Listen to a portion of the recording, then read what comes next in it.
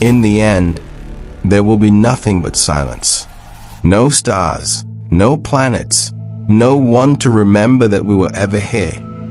But before we reach that final darkness, there is a story to tell. A story that spans billions of years. It begins today, in 2026. We think our world is permanent. We think the cities we built are etched in stone. But time has a different plan. Join me on a journey through the ultimate timeline. This is the story of our future, from the next hour to the very end of time itself. Let's start close. The next 100 years. By the year 2100, the Earth we know today will be unrecognizable, not because of nature, but because of us. This is the century of the machine. If we survive our own technology, we will finally become a multiplanetary species. The red dust of Mars will feel the weight of human footprints. We will look back at Earth not as our only home, but as our cradle. But there's a cost. While we reach for the stars, the Earth begins to push back. Rising oceans will rewrite the coastlines of every continent.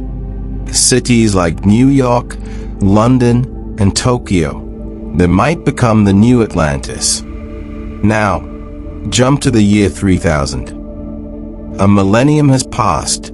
If humanity is still here, we are no longer just biological.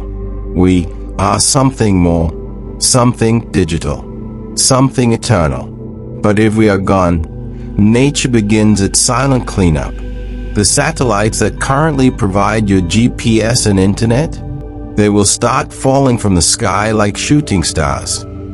Silent firework display for a planet that has forgotten our name. 10,000 years into the future.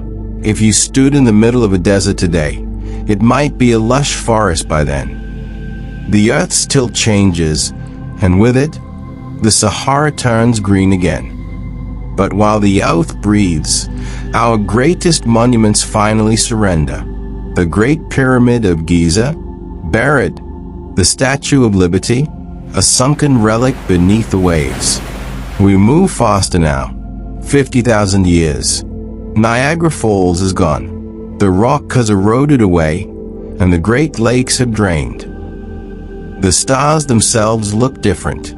The constellations that guided our ancestors, Orion, the Big Dipper, they are stretching, breaking apart. The sky is becoming stranger.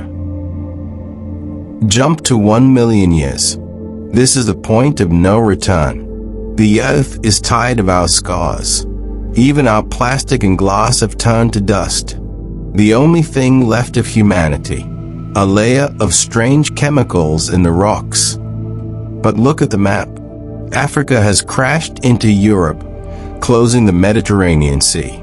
A new mountain range, taller than the Himalayas, is rising where Italy used to be.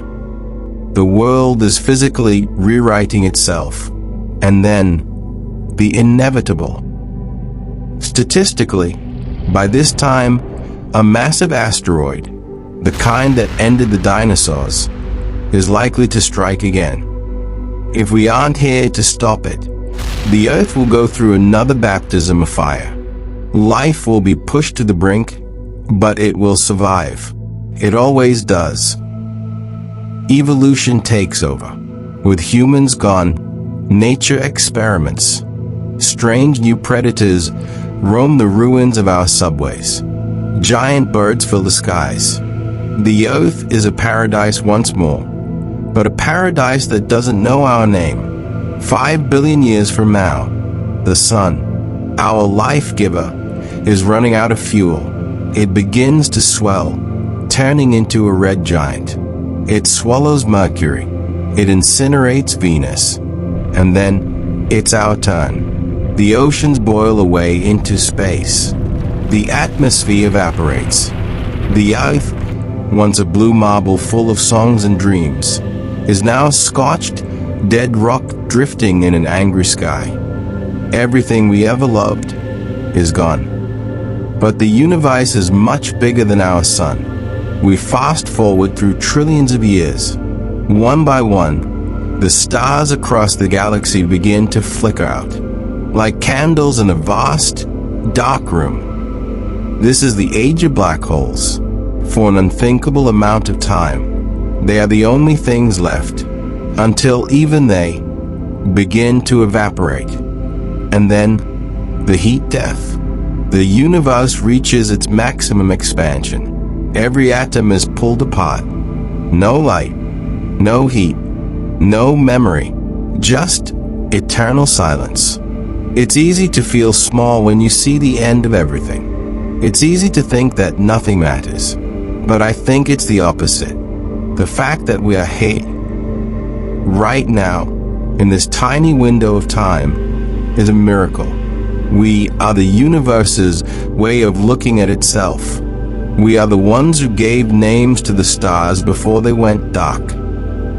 Even if we are just a single sentence in a billion-page book, what a beautiful sentence it was. So, if you could leave one message, one memory, to drift through this timeline, what would it be? Tell me in the comments. Let's leave a trace of ourselves. Thanks for watching. I'll see you in the future.